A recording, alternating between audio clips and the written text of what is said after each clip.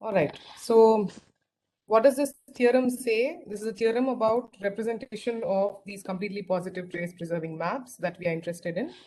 And E is a completely positive trace preserving map from, remember this set, this is the set of density matrices or density operators on some Hilbert space HS, which represents a system for us, right? That's what this notation means. A map from density operators to density operators. So given a CPTP map, there exist operators or matrices EI, and there is some n of them, like I said, I going from 1 to n.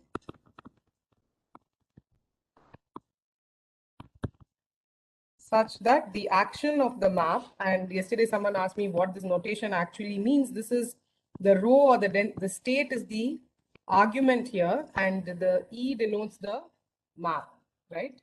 So this can be represented as sum over I going from 1 to n, EI row, EI dagger, right? And remember that these EIs have no special property. They are just operators on the space, on the same space HS. So they are just operators on this Hilbert space.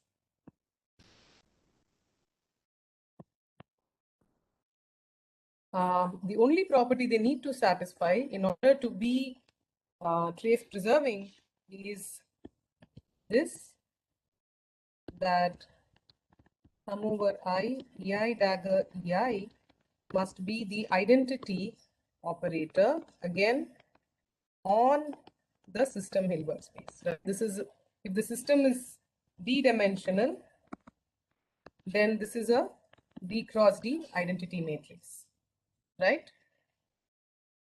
Again, I going from 1 to n. Okay. So our aim is to actually prove this fact. We proved the converse, which is to say that if this exists, then this map is a completely positive trace preserving map. That is something we have shown. Now, starting from an abstract map, we want to show that there exists always this kind of a representation for the map. This is obviously the harder route to show.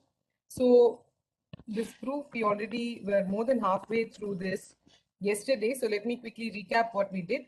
We first noted the existence of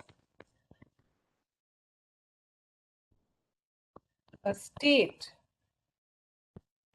which I called sigma RS, on a larger Hilbert space, HR tensor HS, where this is essentially called a reference system. It is a space which has the same dimension as the system Hilbert space itself, right?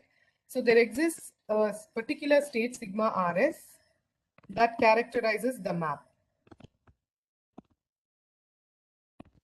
right? Although E acts only on the system. So what is the state?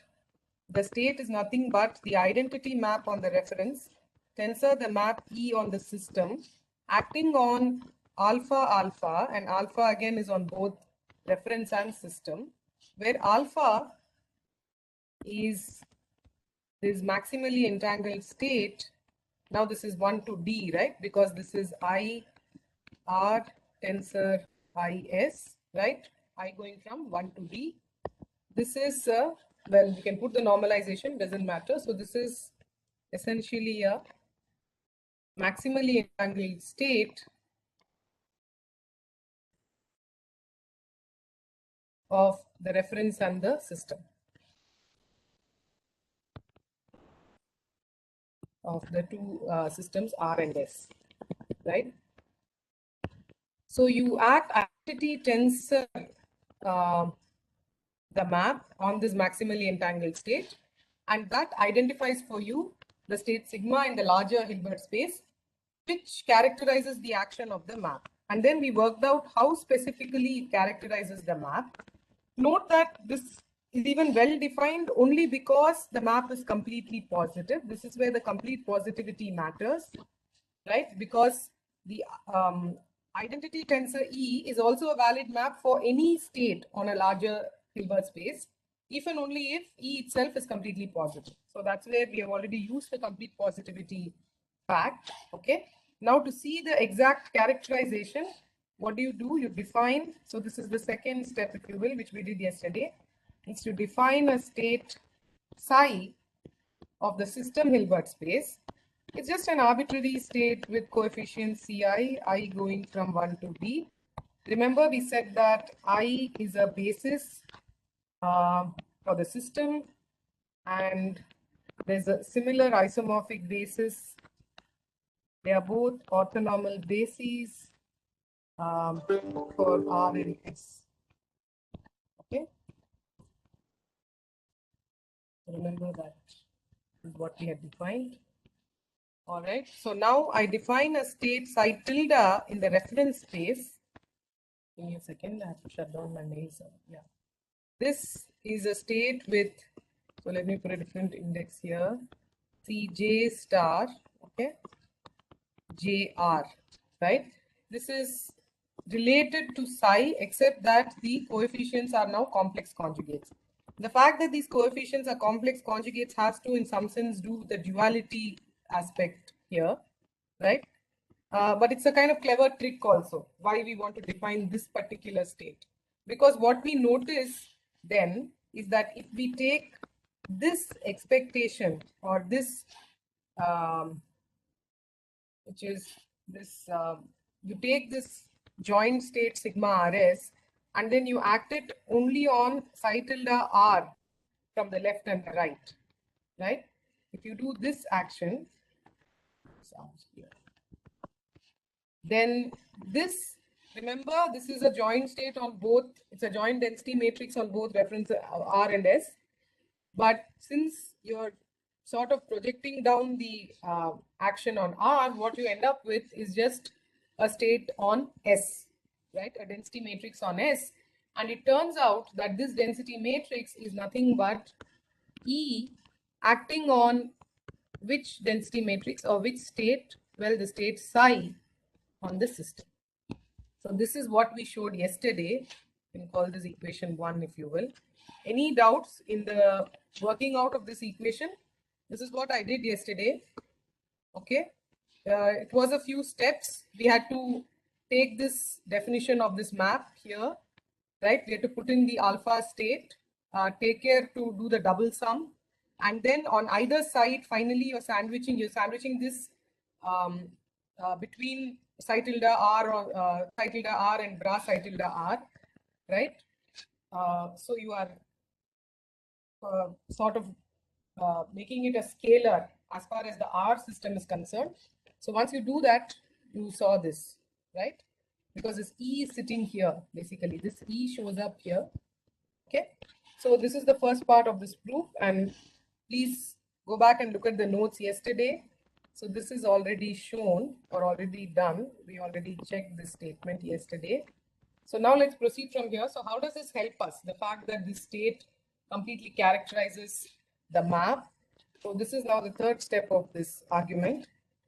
So now let us consider a pure state decomposition of sigma rs. The sigma rs, like I said, is often called a Choiy state or a Choiy matrix. Remember, it's a density matrix. Again, why is it a valid density matrix on the joint system? Because the map is completely positive.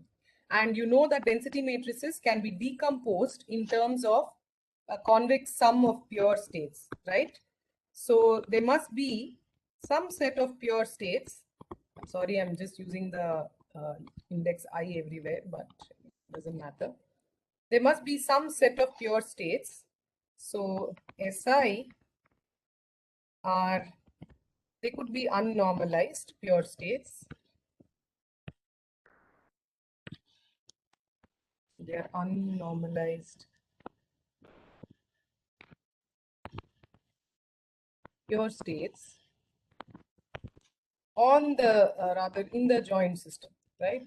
So they are unnormalized pure states in HR tensor HS. So again, put the R as subscript just to keep track of the fact that this is again a pure state in the joint system. So is this part clear? You're simply saying that this density matrix always has a pure state decomposition. So this is some pure state decomposition, right? For this density matrix, sigma RS. Okay. Now it will turn out that these Kraus operators in this operator sum decomposition simply emerge via the following definition. So now we can define linear operators of this form. EI, which is acting only on systems. So let me put the subscript here just to keep track. Acting on a state psi is nothing but the projection of this joint state onto psi tilde. Remember, SI is a joint state of R and S. Psi tilde is a state only in R, right? This state out here. So you take this Choiy matrix, write down a pure state decomposition, and corresponding to that pure state decomposition, you can simply project every one of those states in that pure state decomposition onto psi tilde, and that gives you a linear operator acting on the state psi. Okay, so now how do we check that this actually gives you the map finally? Well, you simply have to now do, so now consider sum over I, EI psi, psi EI dagger, right? So this is the action of the map. I mean, this is what we claim should be the action of the map on this density matrix psi corresponding to the state psi, right? So how do you now get this expression? You simply have to take, this is the ket, you have to take the bra, which is you have to take the adjoint of this equation from this definition. So this simply becomes sum over I. So I have psi tilde SI here. Now I have to take the adjoint. So that becomes SI psi tilde, right? But then sum over I, so this simply becomes psi tilde, sum over I, SI, SI.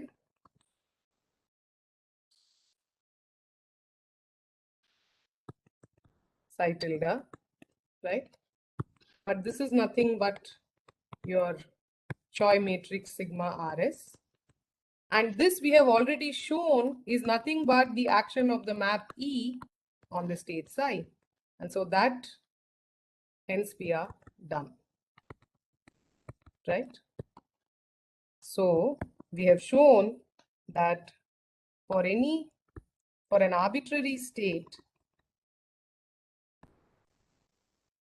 psi in the system Hilbert space, right, there exist operators EI such that the action of this map on the state psi, and remember it always acts by conjugation, so the action of the map on the density operator associated state psi is nothing but sum over I EI psi EI dagger. So essentially that is QED. Is this argument clear? Any questions?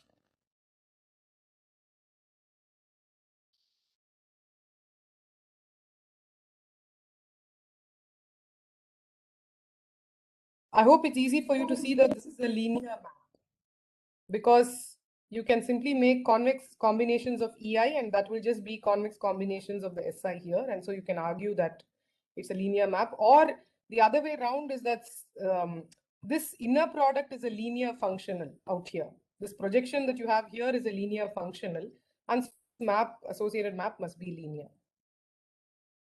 Was there a question? I thought somebody unmuted or said something.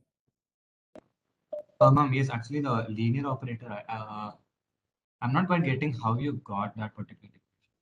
Can you explain that? How I got this meaning? So S, okay, I'm hearing an echo.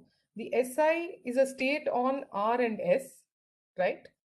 And they are just pure states in this decomposition of this fixed state, sigma RS, right? So the SI, you can think of this, could have, so let me call this SK, okay? This could have some coefficients, let me say BK, IJ, I on R and J on S, right? So it's a sum over I and J. Now, when I take this inner product or this projection with respect to only R, it is like, say, it is essentially saying that I am,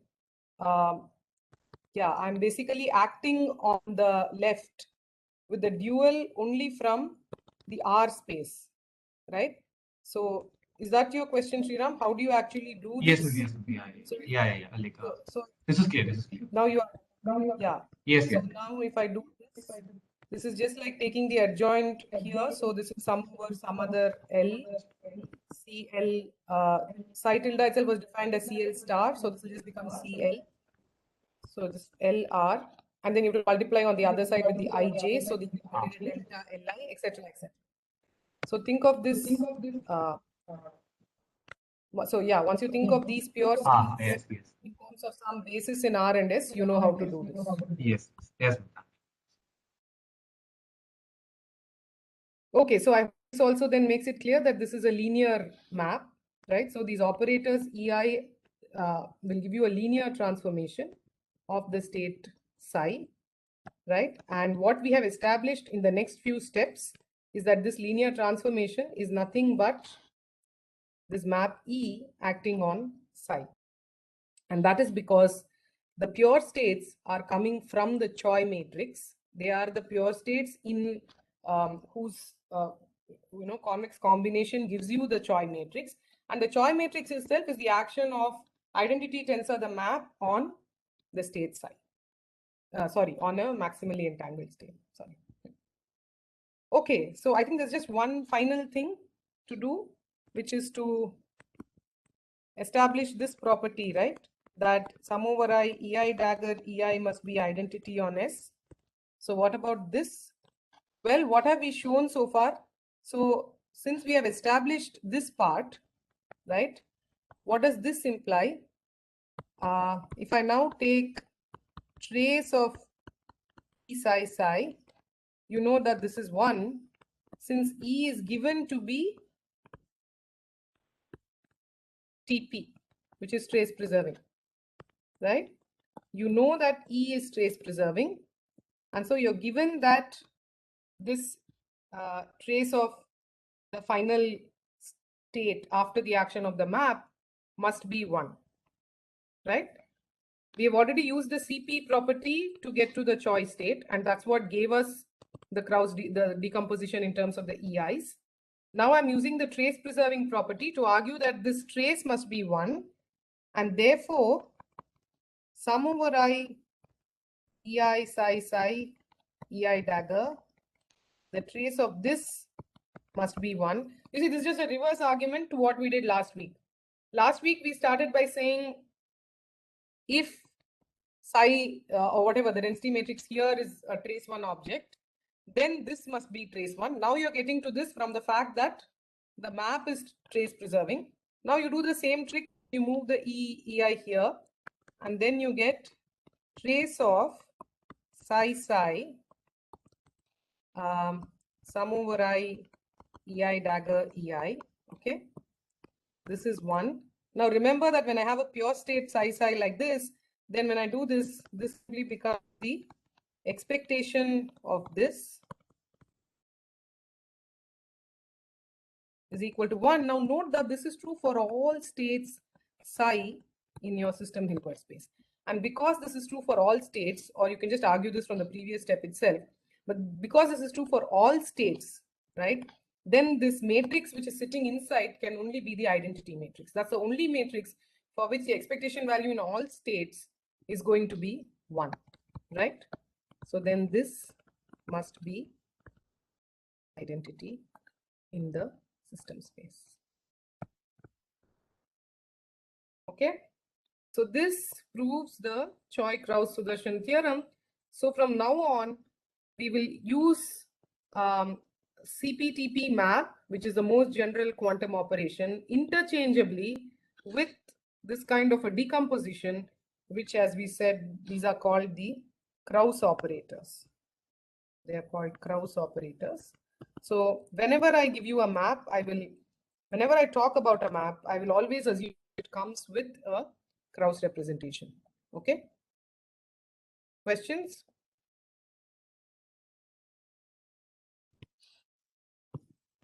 So let us now do some examples of this, and let us get down to actually talking about noise and quantum channels. We already had a glimpse of this yesterday when we did the C0 example, where we saw how the off-diagonal terms of the density matrix were actually completely vanishing, and that was leading to this loss of information or loss of coherence, right? So let's now get down to doing some more examples and look at what we actually mean by noise and errors and so on. Okay, one final fact I want to note. And this is something somebody I thought will ask me, so I was waiting for that, but nobody asked me. So I'll call this the Kraus decomposition or the Kraus representation. So now that we've done this proof and we have some intuition where this Kraus representation is coming from.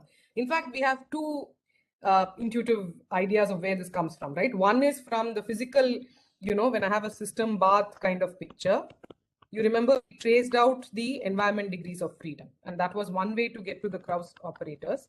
Here is another way where you extend the system by an arbitrary another arbitrary reference Hilbert space. There is no reference to system, environment, unitary, evolution, etc. No physics. Extend your Hilbert space with another space of same dimension and define this Choiy state, and then do a pure state decomposition of this Choiy state. Right? That's how we got the Kraus representation. So now my question is the Kraus representation of a given map E unique?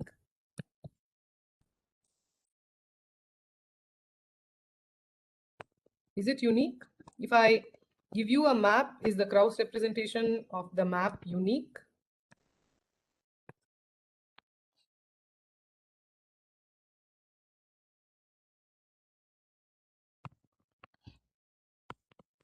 Okay, so think about, yeah.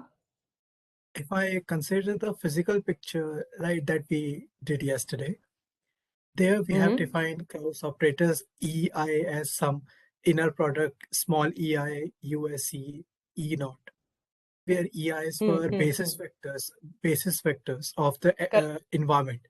But the basis is not unique Yes. for a given environment, any Hilbert space, right? Yeah. So I don't Exactly. think Okay. it can be unique. Yeah. Correct. Good. So that's one way to argue that the answer is no. So there are two ways to argue this. If you think from the system environment picture, then the definition of the EI came from defining a basis for the environment like this, right? The action of the joint unitary on some basis element of the environment in a product with another basis vector of the environment. So this relied on a choice of basis for E, for the Hilbert space HE, right? So since this is not unique, so then it should be clear that the EI, the set EI, is not unique.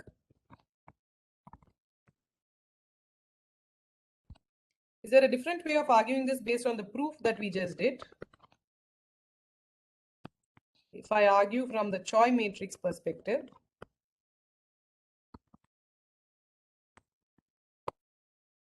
We can choose any reference system, something like that.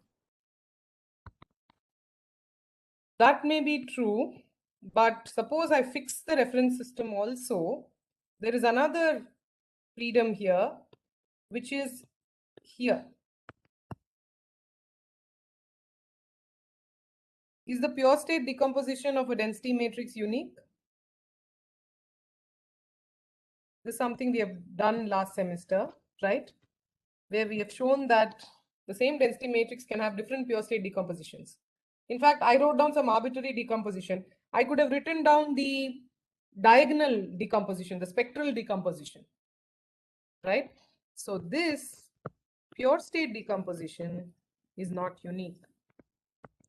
And therefore, remember, because here the EI come like this, right? They come as the overlap between the states SI and some fixed state of the reference, or some state of the reference corresponding to the state on which you're acting the map, right? So the SIs in some sense determine the EI here. So the pure state decomposition of this is not unique.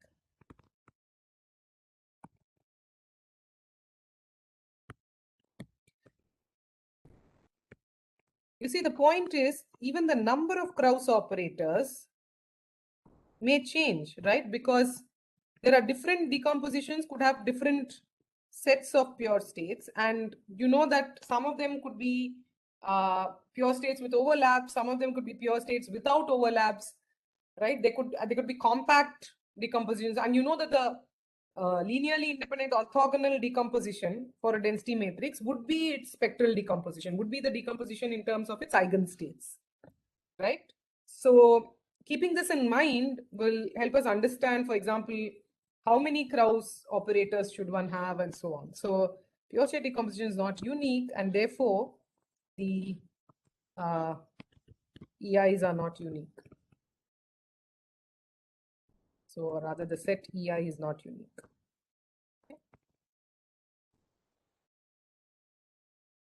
Okay, let's keep this in mind, and we'll maybe discuss this further in future lectures, where we'll actually show how different Kraus decompositions can be related. Okay, so now I want to get into talking about examples of quantum operations. So I should point out that these quantum operations, which are, so from now on, we'll use all of this synonymously, right? Quantum operations always mean CPTP maps, which then always, at the back of your mind, you should think about a Kraus decomposition or a Kraus representation, right? To understand the action of such maps. Now, these are what will also be called quantum channels or quantum noise channels sometimes. Okay.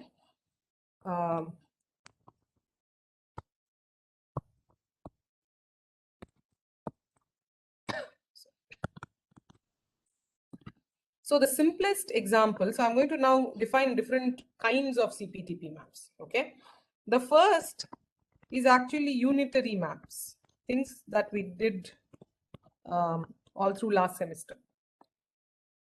What is a unitary map? So this is, I think I explained this yesterday when someone asked me about the notation. So think of a map U acting on rho, which is simply some unitary U, rho, U dagger, right? This is what we are used to thinking of as unitary evolution. So if this were a pure state, then I would say U, psi, psi, U dagger. Normally, we would simply talk about it like this, right? As some U acting on psi, right? Now I just want to be in this density operator picture. So I'm writing it like this, right? And then it acts by conjugation. So this is the well-known unitary transformation.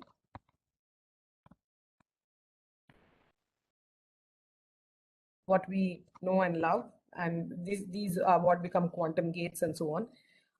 Why is this a CPTP map? Well, it's basically a map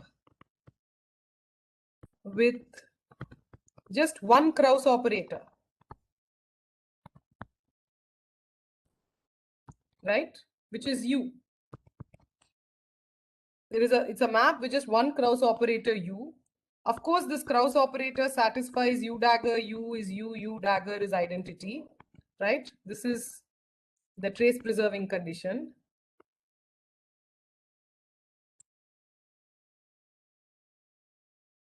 And of course, identity tensor U, if I were to extend this to a larger space, is also a unitary transformation, right? And so this will also be positive, and so it is indeed CP. So this is indeed a CPTP map. So is the idea clear? So everything that we have studied so far has been a CPTP map all through. It's just that we didn't choose to call it that way. In fact, it's much more special kind of CPTP map. It's a norm preserving map, right? So it's much more special because it is norm preserving and it is purity preserving, which means if I act this on a pure state like this, then the output is also a pure state, right? Because I can break this down as u psi. U psi is some phi, and then the ket of that, the adjoint, the bra of that is simply this bra phi, right? So if I act u on a pure state, I end up with a pure state. So it can only map pure states to pure states. Of course, it maps mixed states to mixed states.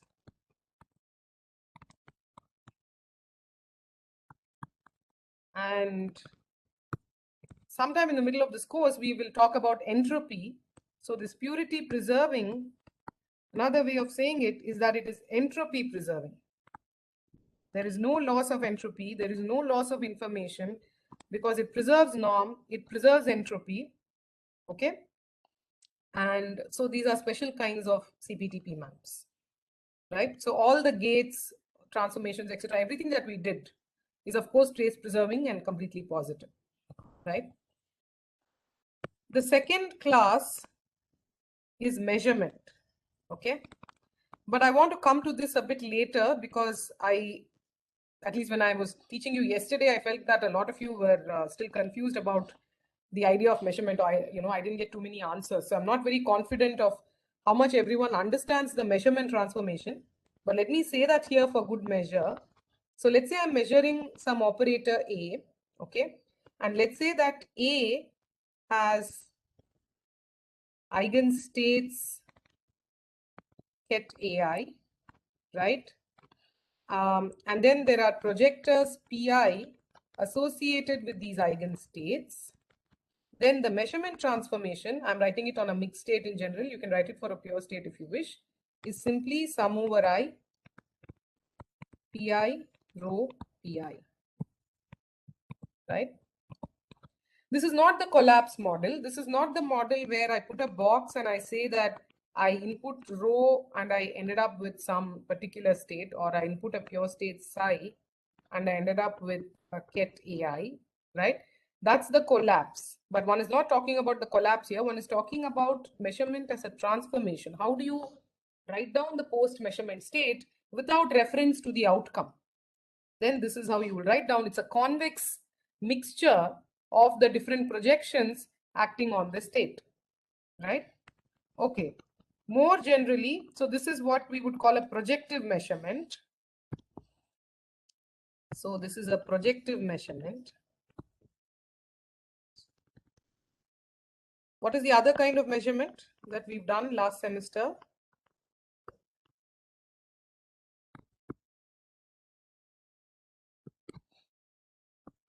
Yes? I think someone mentioned this in the first class. So there are POVMs, right? Positive operator valued measures. There, the measurement is already associated with a set of positive operators. Let me call these operators as MI, right? In that case, the post-measurement state, so there is a set of positive operators that one associates the measurement with, right? And remember that this set of positive operators has to sum to identity. And I think this is where someone recalled that, when I spoke about the Kraus operators having this property, then it should have brought to mind this property of POVMs, right? So now what is the measurement map acting on some state rho? I think I had mentioned this last semester, that you can take the square root of these positive operators and associate. So corresponding to outcome I will have this state, mi rho mi with square root. And so the complete post measurement state, which is a linear sum of these outcomes, a convex sum of these outcomes, the final state would look like this. So essentially you now have Kraus operators which are either projectors of the form Pi. So that's the first case. Okay. Or you have Kraus operators which are square root of a positive operator of the form square root mi. So note that in both cases, they satisfy again the trace preserving property, right? Because when I take the trace of this, I get 1. Another way of looking at it is we look at these projectors. So how do they satisfy the TP property? Sum over I, Pi times Pi, right? Because if Pi are my Kraus operators, I have to take Ei dagger Ei. So that's Pi dagger is the same as Pi because it's a projector. So this is nothing but sum over I Pi squared. What is sum over I Pi squared?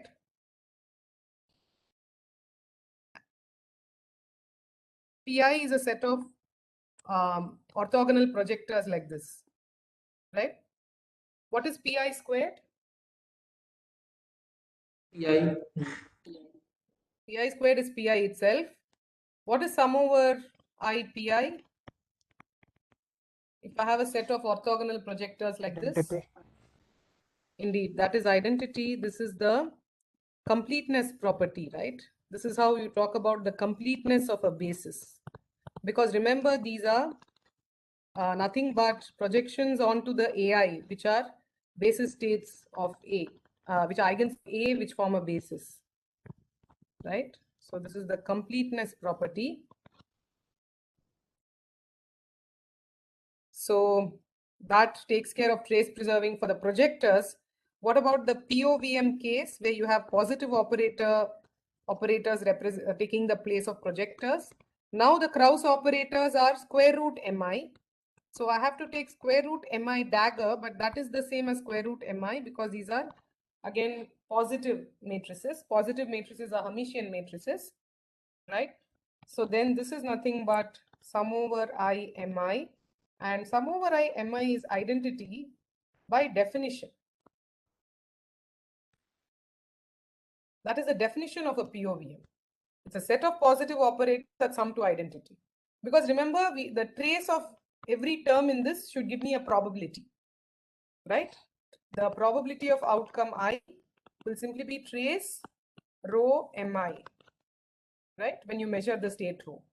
So this these mi's have to sum to identity so that this Pi forms a valid probability distribution, right? So this is how one can show that measurement is also a completely positive trace preserving map. It also belongs to this class of quantum operations, which of course makes sense because this captures the most general kind of operation that there is, right? So whether they are unitary maps or measurement transformations, they all have to fit under this larger umbrella, right? Okay, so this is the first case was the projective measurement. The second case, this is the POVM. And in both cases, these are the Kraus operators. In one case, they are the projectors. In the other case, they are the square root of the positive operators that define the POVM. And in both cases, we have shown the trace preserving property holds. Okay, fine. Any questions so far?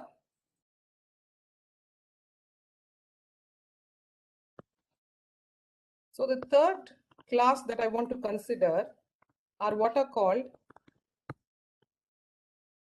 unitary channels. Okay.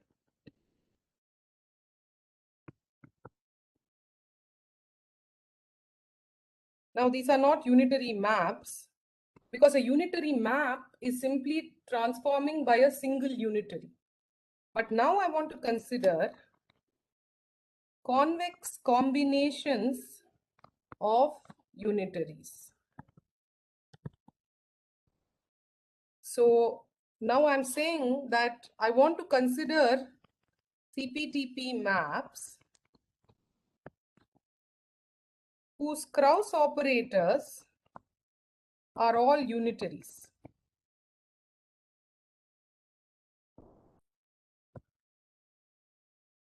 Are all unitary matrices. Okay, and the simplest example of this is the following. So consider a map with two Kraus operators, namely identity and sigma x, which I will simply call as x.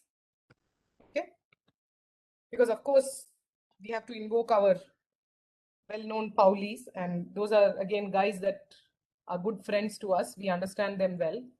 So let's look at, okay, so let me say that I'm going to focus now on qubit maps, okay, or systems of dimension 2. So let me say unitary channels on qubits, okay. And then we can sort of generalize this idea beyond qubits. So let's look at a map, and this is a map on C2, basically on density operators of C2, okay? That is qubit density operators, and a map with two Kraus operators. One is identity, so identity is simply the 2 cross 2 identity, and x or sigma x, if you recall, is this matrix, one of the Pauli matrices. Now, if I simply take these two as Kraus operators, do I get a valid CPTP map? So if I just take these two, then what happens? So the point I'm trying to make is that you need to take a probabilistic mixture or a probabilistic combination of these two Kraus operators. Another way of thinking about it is you need to make a convex combination of I and x. Why is that? Because if I look at this trace preserving condition, right, which is EI dagger EI, then I will end up with identity plus x dagger x. What is x dagger x? Identity. Exactly. And so I will end up with twice identity, okay, which is not allowed. So if I have to satisfy the trace preserving condition, then of course the simplest solution is to divide both of this by square root 2 or something, right? But actually I can weight them. I can weight them appropriately so that this combination gives me identity, right? So what I'm going to do is now define the two Kraus operators. So I will say there is E0 and E1. I will often, my I will often run from 0 to n minus 1 instead of 1 to n. So just bear with me on that. So I want to define two Kraus operators like this. E0, which is, let me see which is the right way of defining this. Yeah, so E0, which is square root 1 minus p times identity, plus, and E1, which is square root p x or sigma x, right? Where p is just a number between 0 and 1, right? So this, for me, defines a CPTP map. You see, I'm now building the map from ground up, like from the Kraus operators, right? So far, I showed you examples where these were maps that we already knew, where naturally the Kraus form emerged, whether it's a simple unitary transformation or whether it's a measurement.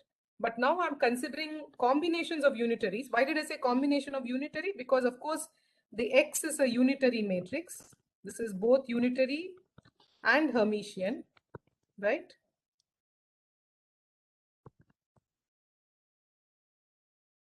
So the CPTP map defined by this has the following action on any density matrix. It is E0 rho E0 dagger plus E1 rho E1 dagger, right? So what does this do? So this is 1 minus P rho, because this is identity here and identity here, square root 1 minus P becomes 1 minus P, plus P x rho x. And now how do I interpret this? So what is happening here? What does the first term represent? So the first term kind of says that nothing happens to the density matrix, right? So rho is unchanged.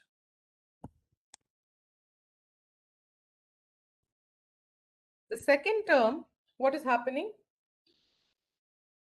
What is happening in the second term?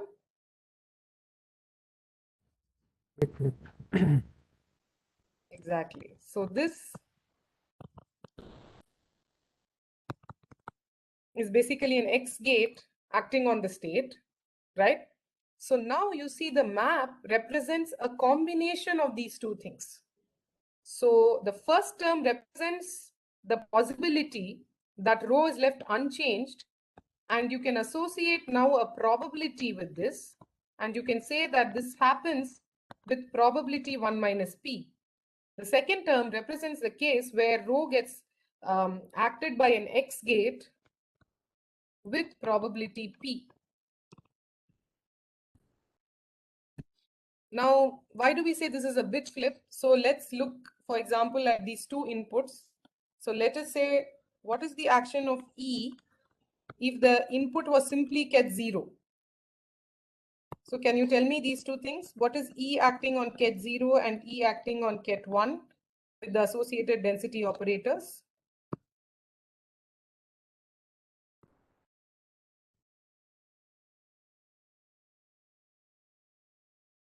Just replace rho by the projection on ket 0, which is ket 0 bra 0.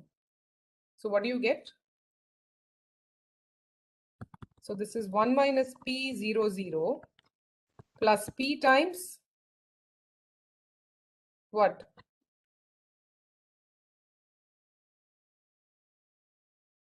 One. Exactly.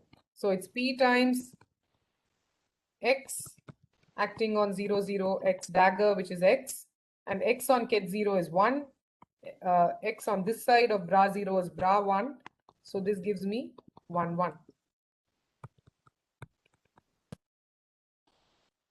Similarly, you can see that this gives me 1 1 plus P 0 0. So this essentially represents this picture where if my input was either 0 or 1, what this map is doing is it's preserving ket 0 as ket 0 with probability 1 minus P, but it is causing the ket 0 to flip to ket 1 with probability P. Similarly, it's preserving ket 1 with probability 1 minus P, but it's causing the ket 1 to flip to ket 0 with probability P. Those of you who have done any kind of classical information theory or classical coding theory might have seen this kind of picture. Do you know what this is called? This kind of a transformation of your bits. So if you, instead of 0, 1, if I just thought of these as bits, then what is this? Binary symmetric channel. Exactly. So what you have here is what is classically referred to as a binary symmetric channel. Symmetric because the probabilities of the bits flipping are identical. The probability of 1 flipping to 0 is the same as the probability of 0 flipping to 1. So it's a binary symmetric channel, or what we will call it is simply a quantum. Of course, this is the quantum version. So this is the quantum binary symmetric channel or the quantum bit flip channel. And now you see why the word channel comes here, because it defines for us a mapping from input states to output states. And if you make your inputs as the basis states of your space, then essentially you recover this kind of a conditional, the analog of your classical conditional distribution, which represents a map from input bits to output bits. You now have a map from your input qubits to your output qubits, right? Where if you now consider these kind of probabilistic combinations of unitary operators as your Kraus operators, then each Kraus operator denotes one possibility. The E0 operator denotes the possibility that your density matrix remains unchanged or your state remains unchanged. The E1 denotes the possibility that your state has been transformed by some unitary operation. In this case, it's the bit flip. So the possibility that your state has gotten flipped, right? So this is exactly the quantum analog of what you would call a channel in the classical setting. And that is why we say that quantum operations are also quantum channels, right? And this kind of a channel essentially models quantum bit flip noise.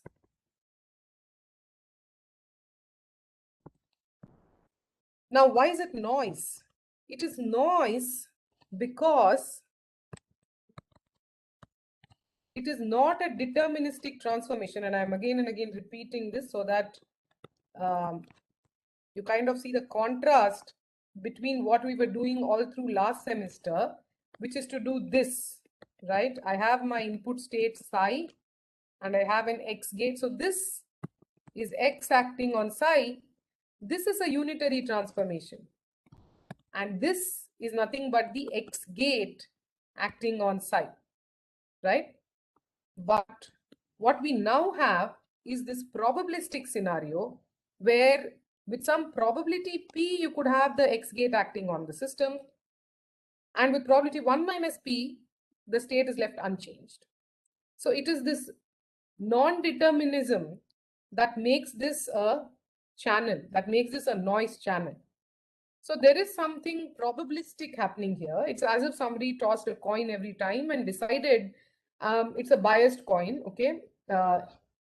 But they tossed a coin and they decided each time whether they should flip the bit or not, whether they should flip the qubit or not, right? It is not like this, where you know that if I input ket 0, I am going to get ket 1. If I input ket 1, I am going to get ket 0. No. If I input ket 0, I may get ket 0 with probability 1 minus P. I may get ket 1 with probability P.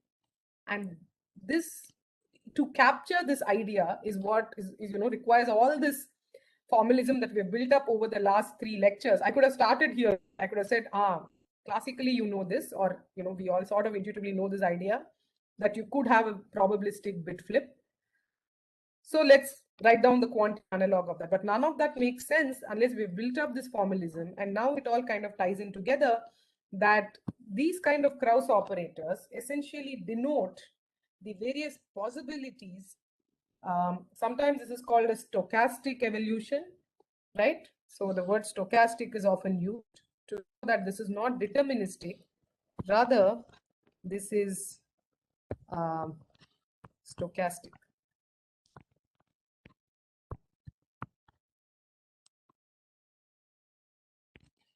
So in this context, since we've now called it noise, right, we can talk about the so-called noise operators. So often you will find in the literature, they talk about error operators or noise operators. They are nothing but the Kraus operators. And in this case, you have 2 error operators, so to speak. You have the 1 minus P identity or the square root 1 minus P identity, and you have the square root Px.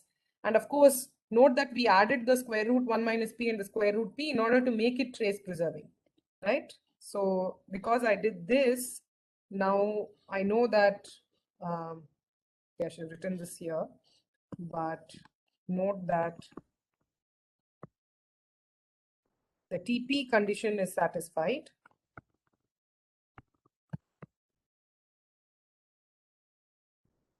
So I have E0 dagger E0 plus E1 dagger E1.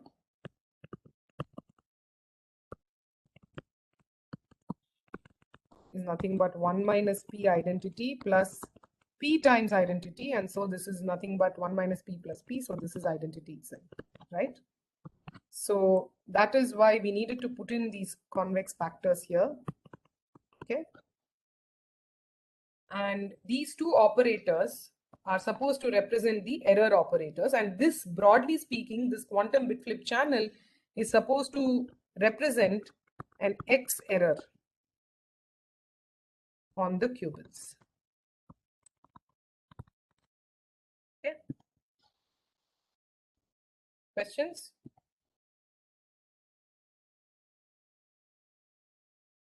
So now that we have this one example, we can go ahead and construct other examples, right? So obviously the natural thing to do next is to talk about phase flip. I've spoken about a bit flip. The next thing to do is to speak about a phase flip. Okay, one last point that I want to mention here is the other difference from the unitary evolution. The other key difference from the unitary evolution that I want to note. We said unitary operators are norm preserving. Well, these maps are trace preserving, but we said that unitary operators preserve purity, okay? But these kind of, so this bit flip channel, for example, if I started out with a pure state like ket 0, what was the final state? You guys just worked it out, but what was it?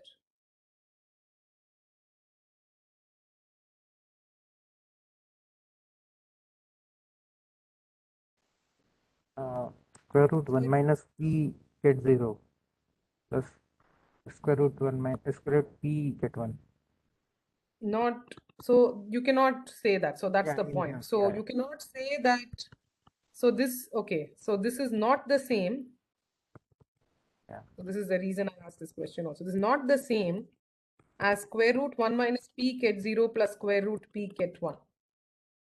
Okay. Why is it not the same? Let's write down the two density matrices again. So the final density matrix here, what kind of matrix is it? If I have the bit flip channel, yeah, it's 1 minus p 0 0 p, correct? But what would be the matrix associated with this if you write this as a density matrix? We'll have 1 minus p into p on square root 1 minus p into p on this roll diagonal line. Exactly. So you will have off diagonal elements like this, p. Okay. So you see these two are not the same. So this is the action of the bit flip channel. Okay. This state out here is a pure state still. So this is a mixture or a density matrix, but this state here is pure. And this gives me a density matrix which very much has the off diagonal entries square root p times 1 minus p and square root p times 1 minus p. Yes. So once again, you see the difference between having a pure state with a superposition like this. There is this coherence, which is represented in some sense by the off diagonals.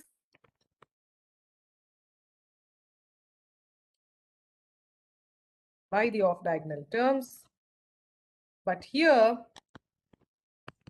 there is no coherence. This is simply a mixture of 0 and 1, and it is not double underline. It is not a superposition of 0 and 1.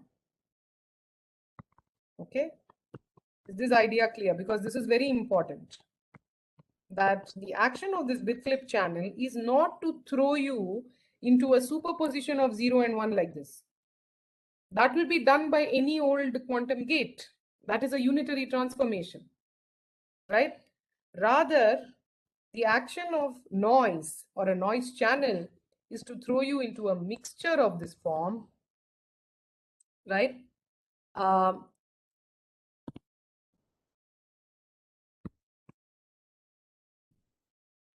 And when you look at the density matrix associated with the mixture or the final density matrix as opposed to the density matrix associated with what you would have if you had a superposition like this, you notice that there are no off-diagonal terms here, again denoting this loss of coherence, right? Whereas here, if it's a superposition, you do have these off-diagonal terms here, which denote that there is some coherence in the state, right? In this basis, right? So in this 0, 1 basis, you see this. If you wrote this in a different basis, you will see a different manifestation. But the point is, particularly with bit flip, because it throws you into this mixture of 0 and 1, right? It is useful to note that it is not a superposition of 0 and 1. Okay. So you started with a pure state. So this is what I wanted to say. So these kind of CPTP maps or these quantum channels,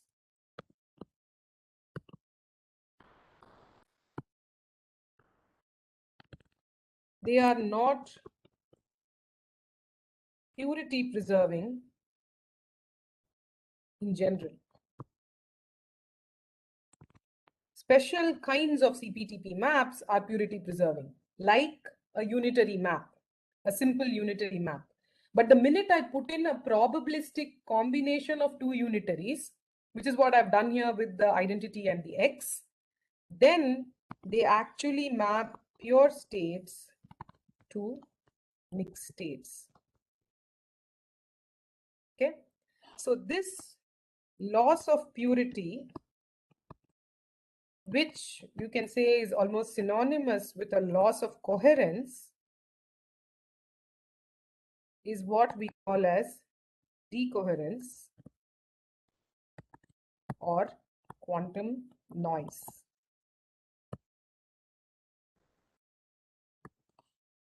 So the idea is this, right? It's, if you want to think in terms of an actual experiment, even what you did, let's say with your IBM Q last semester, you prepare your system in 0. But after some time, there is some probability for the system to be found in the 1 state. So what has happened is whatever you prepared has decohered so that the actual description of the state after a certain time is actually not a pure state anymore, because there is a probability for the state to be found in 1. And that probability is somehow independent of what's happening with 0. In the sense, it's not a coherent superposition. A Hadamard throws you into a coherent superposition of 0 and 1, right? So this idea that you start from a pure state, you prepared a pure state, but that has relaxed or decohered into something else, which can only be described as a mixture or a density matrix, right, is what is called decoherence. And this is what's called noise on quantum states. Okay. Questions? Okay, so let me just do one more example today. Actually, if you've understood one example, you've pretty much understood most of them, because the main channels, noise maps or noise channels that we will look at are these kind of combinations of unitary operators, right? So unitary channels, so the first one was a bit flip channel. So the next one I'm going to talk about is a phase flip channel. So 3B, again, another combination of unitary operators will be the phase flip channel. This is also often called a phase damping channel.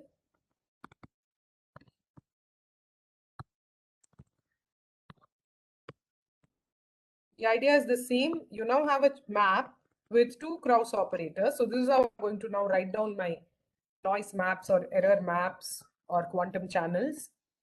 So there will be a 1 minus square root p identity. And then there is a square root p z. And this is nothing but your sigma z, which is 1, 0, 0, minus 1. So once again, with some probability, the z gate gets applied. With some probability, nothing happens to the state. So what happens to an arbitrary state here? This becomes 1 minus p rho. Oops.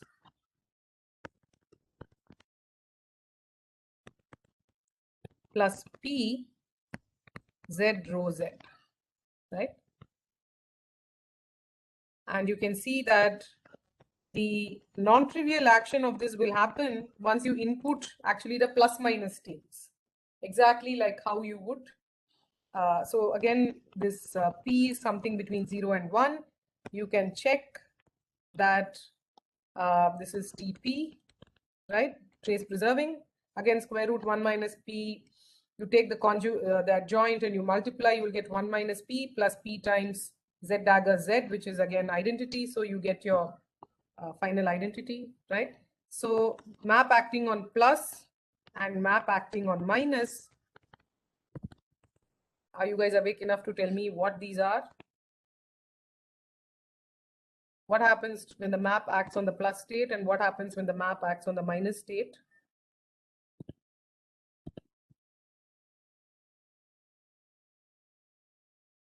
Ma'am, the first one will be 1 minus P plus plus. Yes. And plus, then plus P times minus minus. Exactly. And then in this case, I get 1 minus P minus minus plus P times plus plus. Good.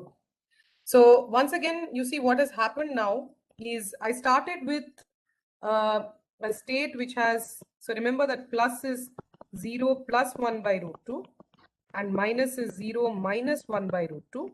So with some probability, the phase has flipped from plus to minus.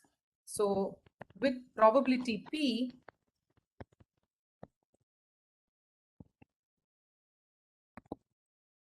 the 0 plus 1 by root 2 has transformed to 0 minus 1 by root 2 and vice versa, right? Again, symmetric. So it's exactly the analog of the bit flip model, except that it is now a phase flip. So I can write it like this. So it's a symmetric phase flip channel, right? Where I have plus and minus. With probability 1 minus P, plus remains plus. And then with probability P, it has gone to minus. Similarly, with the minus state. So this is what is called a phase flip channel. And you already see that you're encountering noise channels for which there is no obvious classical analog, right? So it's exactly like the bit flip channel, but in the classical case, there's no idea of phase, right? And the phase here also carries crucial information. It's a relative phase, right? So you can actually now construct a noise map where the relative phase gets flipped with some probability. And once again, you can imagine that this leads to loss of coherence, etc. It leads to loss of information. It modifies the state that you have prepared into something else, right? So finally, we put together the bit flip, the phase flip, right? So there's a third Pauli operator, which is the Y operator, right? So let me write down the third example. And this is something called a depolarizing channel.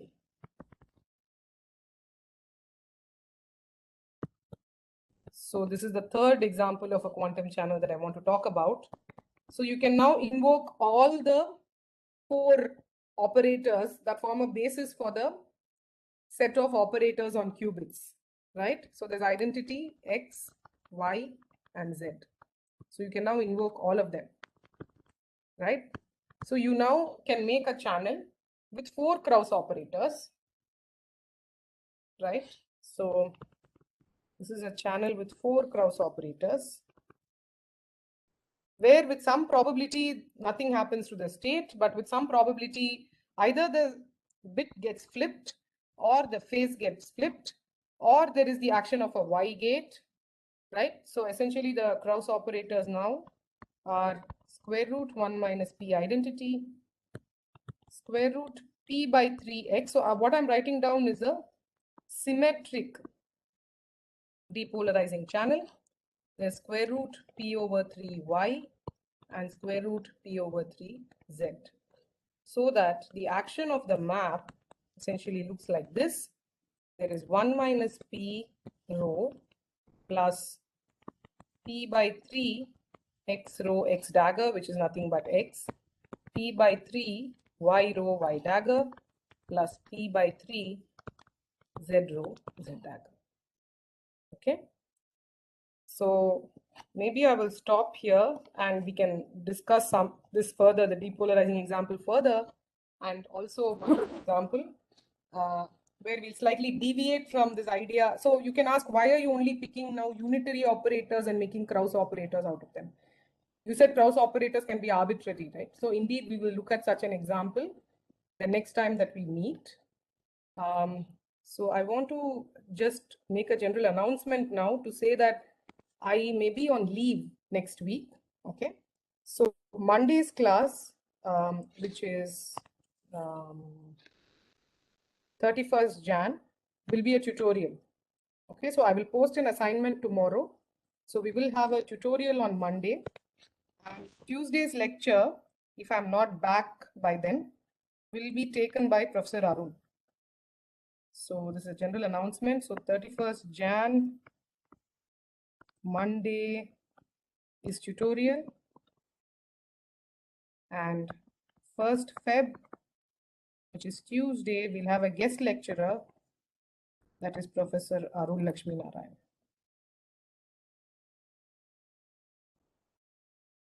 I have requested Professor Arun to talk about this transpose versus partial transpose, this idea that you have this positive map but not completely positive.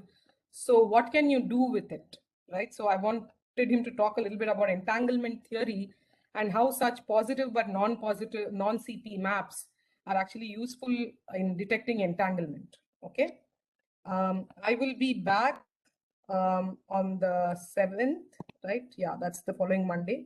So yeah, I'll be back to resuming lectures by 7th, but next week, Monday will certainly be a tutorial. Tuesday, there's a chance I may be back lecturing, but if not, then Professor Arun will do the lecture. Okay. So let me stop sharing. Any questions? That coefficient square root of 1 minus p, will it only come for I or can come for the other operators also? Yeah. See, this is just a parameterization. No, I mean, I have just written it in this way. I mean, the 1 minus p is to kind of say that with a very high probability, nothing happens to the state. Okay, the p is typically something you will say is much more smaller than 1. So if you look at the bit flip or the phase flip, the p is like the error probability.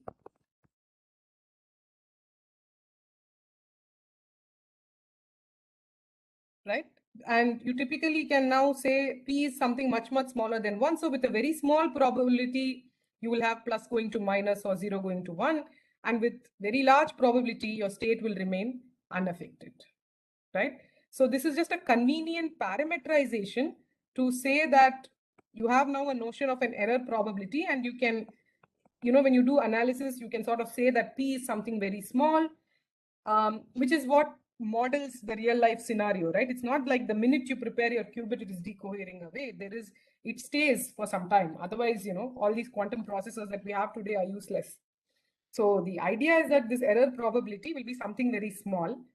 And that's why you kind of do this parameterization where you say with very high probability, it remains what it is. So it's 1 minus p and this is p. You can, of course, parameterize it anyway. I can call it some p and q, except that p plus q should be 1. Because unless p plus q is 1, you will not get the trace preserving condition. Okay.